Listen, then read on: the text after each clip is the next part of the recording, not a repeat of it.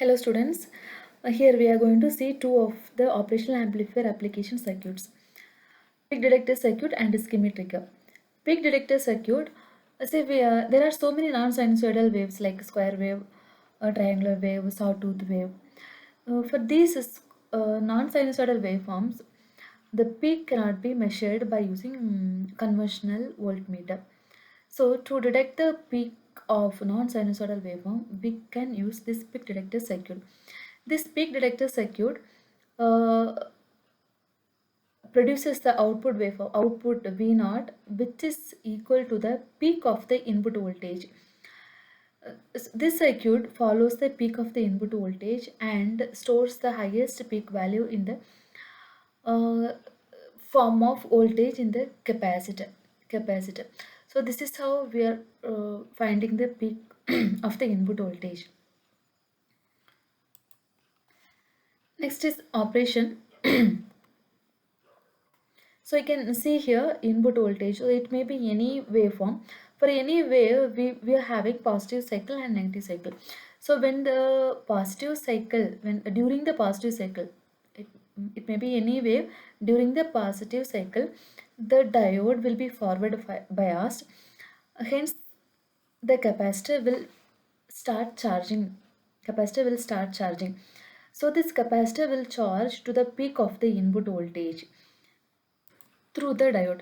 So during the positive cycle, a diode is forward bias and capacitor C charges to the peak of the input voltage. Next, during the negative cycle, diode will become reverse bias. Then capacitor starts discharging. Here the op-amp is just voltage follower of capacitor. So whichever voltage is stored in the capacitor will be produced as output. So output V naught is equal to peak voltage of the input. This is how we will calculate the peak of the non-sinusoidal waveforms using this peak detector circuit. Operation. Next is Schmitt trigger. Schmitt trigger, it is a inverting comparator circuit with positive feedback. You can see two terminals, inverting terminal, non-inverting terminal. To the inverting terminal, input voltage is given, so it is called inverting comparator. And to the non-inverting comparator, uh, the voltage divider resistors R1, R2 are connected. The voltage across R1 will be given to the non-inverting terminal of the operational amplifier, and also this R1 and R2 are also used to find the R partial resistance.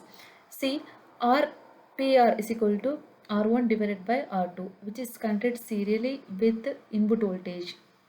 This Schmitt trigger is used to convert any regular or irregular shaped input waveform into a square wave output. Hence it is called as squaring circuit. So Schmitt trigger is also called as squaring circuit.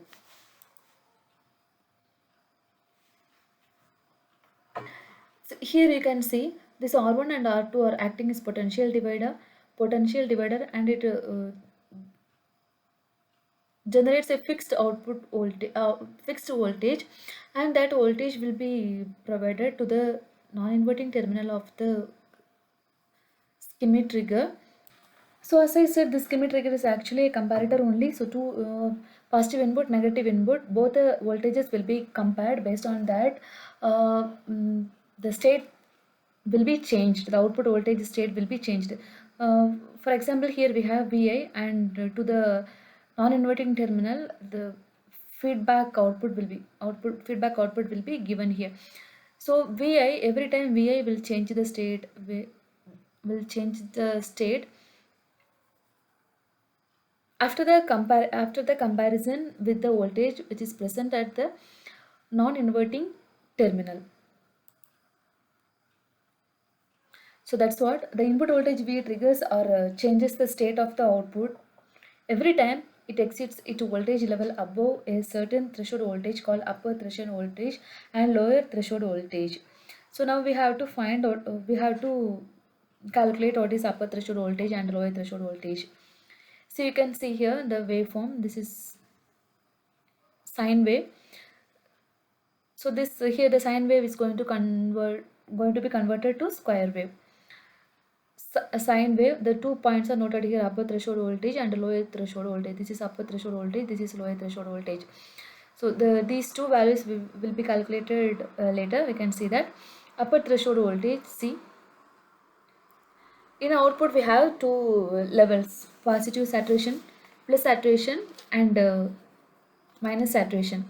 See, when output voltage is equal to V sat, the voltage across the resistor R1 is called upper threshold voltage. So that voltage across the R1 is given to the non-inverting terminal. So that based on the voltage present at non-inverting terminal only, the VI will make the changes in this state. The input voltage VI must be slightly more positive than the upper threshold point in order to cause the output V0 to switch from plus Vsat to minus Vsat. So when the input voltage is less than lower threshold point, the output voltage V0 is at plus Vsat. So now the formula to calculate upper threshold voltage and lower threshold voltage.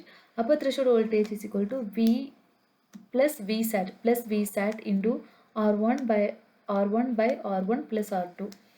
Lower threshold voltage is equal to minus saturation voltage into R1 by R1 plus R2. So that's it. Thank you.